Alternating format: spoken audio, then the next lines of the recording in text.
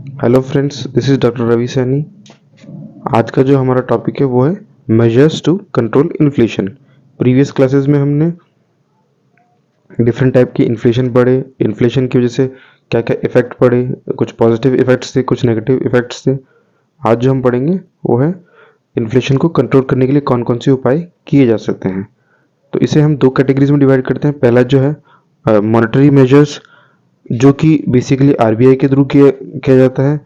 दूसरी तरफ जो है वो फिजिकल फिजिकल मेजर्स, जो कि सेंट्रल गवर्नमेंट के थ्रू अडॉप्ट किए जाते हैं। यानी सेंट्रल गवर्नमेंट जो चीज़ें करती है उसे हम फिजिकल मेजर्स की कैटेगरी में रखते हैं। और जो मॉनेटरी मेजर्स हैं उसमें मेनली जो है वो आरबीआई के थ्रू किया जाता है। जैसे आरबीआई इंटरेस्ट रेट को बढ़ा सकती है, या जो नई करेंसी है उसे क्रिएट कर सकती है। तो ये जो दो मेजर्स हैं ये आरबीआई के थ्रू किए जाते हैं।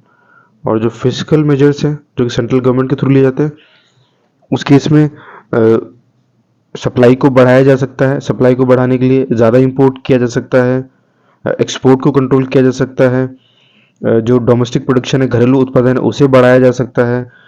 जो ब्लैक मार्केटिंग या वस्तुओं की होर्डिंग करते हैं उनके अगेंस्ट एक्शन लिए जा सकते हैं। स्टोरेज कैपेसिटी को बढ़ाया जा सकता है, ट्रांसपोर्टेशन को डेवलप किया जा सकता है जिससे कि सप्लाई को बढ़ाया जा सके।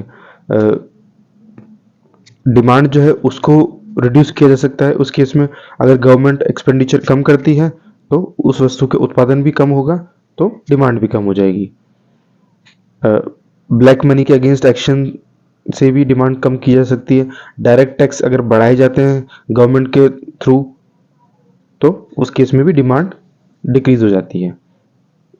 डायरेक्ट इंटरवेंशन के केस में जो इनडायरेक्ट टैक्सेस हैं उन्हें डिक्रीज किया जा सकता है, सब्सिडी को बढ़ाया जा सकता है, या जो डीएनएस अलाउंस जो कर्मचारियों को दिया जाता है वो बढ़ाया जा सकता है। मिनिमम वेजेस जो हैं वो बढ़ाए जा सकते हैं। जो पीडीएस सिस्टम है उसको यूज़ करके सप्लाई को इंक्रीज किया जा सकता है। सो इन्फ्लेशन रेट जो है यहाँ पे एक मैक्रो इकोनॉमिक इंडिकेटर होता है जो कि इकोनॉमिक परफॉर्मेंस या किसी कंट्री के वेलफेयर को दर्शाता है। आरबीआई जो है it has been largely successful in maintain inflation within target range despite various shocks and challenges.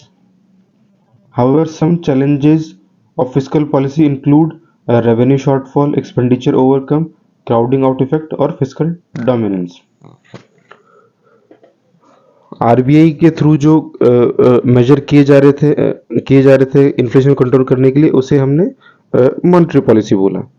जो गवर्नमेंट के थ्रू जो मेजर्स किए जाते हैं इन्फ्लेशन कंट्रोल करने के लिए उसे हम फिजिकल पॉलिसी बोलते हैं। और जो इन्फ्लेशन रेट है वो किसी इकोनॉमी के लिए एक इम्पॉर्टेंट इंडिकेटर की तरह यूज़ की जा सकती है। So in conclusion, inflation is a complex phenomenon which has multiple cause and effect on economy and society. Inflation control require a coordination and comprehensive approach from both monetary and fiscal authorities as well as other stockholders. Monetary और fiscal authority दोनों के द्वारा ही appropriate उपाय करने से inflation को control किया जा सकता है। Now controlling liquidity. To control inflation, the liquidity in the market can be increased or decreased by the RB. Liquidity is reduced to reduce inflation and liquidity is increased to increase inflation. Liquidity अगर हम simple भाषा में समझें तो जो market में जो money है उसे हम लिक्विडिटी बोल सकते हैं। तो अगर इन्फ्लेशन को रिड्यूस करना है तो हमें लिक्विडिटी को रिड्यूस करना होगा।